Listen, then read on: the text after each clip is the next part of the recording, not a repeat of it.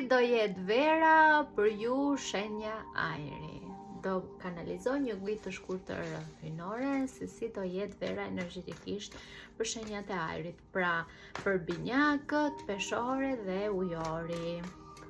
Mos harroni që kjo gujtë nuk është për të gjithë, për dikë mund të rezonoj, për dikë tjetër jo.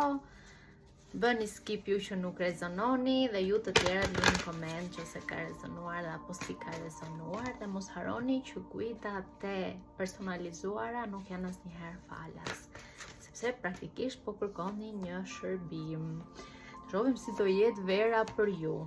Këtë po e keni falas.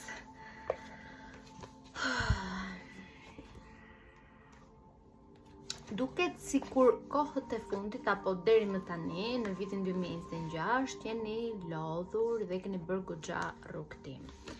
Shenja ajri, së pari një herë dhe në ato momente që ndiheni se jeni të vetmuar, duhet të kujtoni vetes që ju kur nuk jeni të vetmuar. Keni suport edhe në aspektin njerëzor, keni suport edhe në aspektin energjetik, keni suport nga jeta, keni suport nga ëngjëjt e juaj, keni suport nga Zoti apo nga universi. Mjafton të kërkoni ndihmë. Është okay të kërkoni ndihmë dhe të lejoni të tjerët t'ju ndihmojnë. Nuk keni pse bëni rrugtimin tuaj vetëm. Duhet të jeni të hapur, të lejoni të tjerët t'ju ndihmojnë dhe të jeni të bashkuar me ata njerëz që duan të jenë të bashkuar me ju. Duket sikur keni nevojë për të marrë një pauzë në mënyrë që të reflektoni dhe të shikoni se kush do jetë hapi juaj i radhës, sepse një krijim i ri do vi në jetë.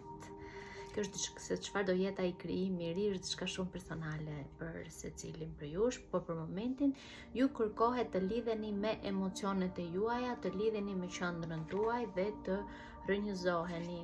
Duhet të lidheni së zbën me natyrën në mënyrë që të lidheni me esencën tuaj të veçantë, me esencën tuaj unike apo me zërin tuaj të vërtet.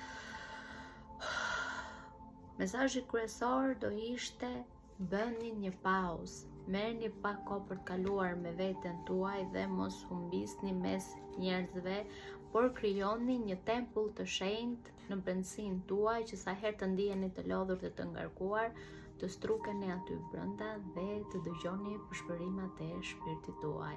Verë të mbarë dhe patrim.